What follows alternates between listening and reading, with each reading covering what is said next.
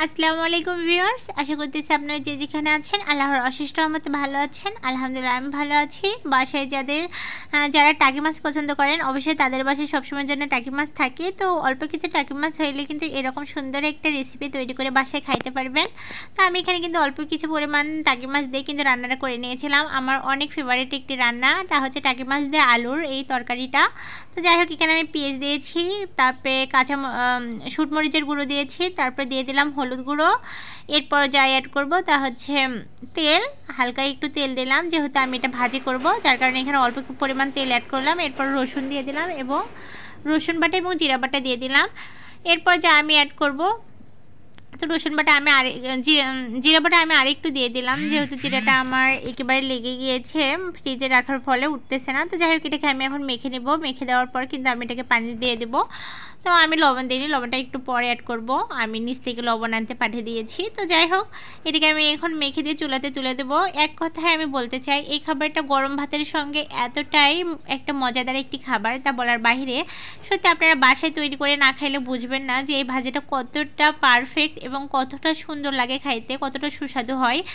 আর আমি তো এতটুকু বলতে পারবো, আমার সবচেয়ে বেশি কেন জানি ভাজি জিনিসের সঙ্গে ভাত খেতে অনেক বেশি ভালো লাগে। বিশেষ করে মাছ ভাজি হইলে তো কোনো কথাই নেই, সেখানে টাকি মাছ, কাঁটাবিহীন একটা মাছ। তো যাই হোক, আমার খুব ভালো লাগে এই টাকি মাছ ভাজি। তো যাই হোক, আমি এখানে সব কিছু যেহেতু আরও মশলা অ্যাড করেছি, যার কারণে কিন্তু ভাজিটা খেতে অসম্ভব মজাদার লাগে।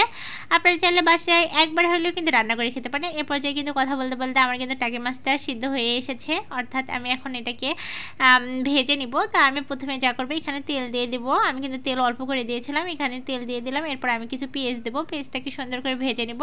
আমি খুব ছোট্ট একটা ভিডিও করে নিয়ে আসছি আপনাদের সামনে। বিশেষ করে নতুন আর রাঁধুনি আপুরা এভাবে একবার বাসায় তৈরি করে খাইতে পারেন, এক কথায় অসম্ভব মজা লাগবে এবং খুবই অল্প সময়ের মধ্যে কিন্তু রান্নাটা হয়ে যায়। আর আমার তো ভাজির সঙ্গে কোনো কিছু লাগে না, অনেকেরই নাকি ডাল লাগে, আমার কেন জানি ভাজির সঙ্গে ভাজি হইলে আমার ভাজি হইলে আমি চোখ বন্ধ করে আমি অনেকগুলো ভাত খেতে পারি কেন জানি। তো যাই হোক, এখানে আমার হাসি পাচ্ছে।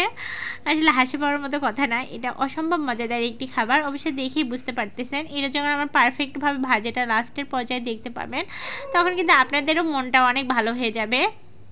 আর বিশেষ করে টাকি মাছগুলোকে তুলে আমার এখনই খাইতে ইচ্ছে করতেছে, কিন্তু না, আমি সব যদি খেয়ে ফেলে আমার জামাই এসে আবার কী খাবে। তো যাই হোক, আমি তো খাচ্ছি না। তবু আমি কিন্তু একটা মাছ তুলে খেয়েছি, আমার অসম্ভব মজা লেগেছে। তো আপনারাও কিন্তু বাসায় অল্প কিছু টাকি মাছ থাকলে এভাবে এই রান্নাটা করে নিয়ে খাইতে পারেন। গরম ভাতের সঙ্গে একেবারে অসম্ভব মজাদার একটি খাবার। আমি এখানে অল্প পরিমাণ টাকি মাছ এবং অল্প পরিমাণ আলু দিয়েছি, এটা আমাদের এক সন্ধ্যার খাবার হয়ে যাবে আলহামদুলিল্লাহ।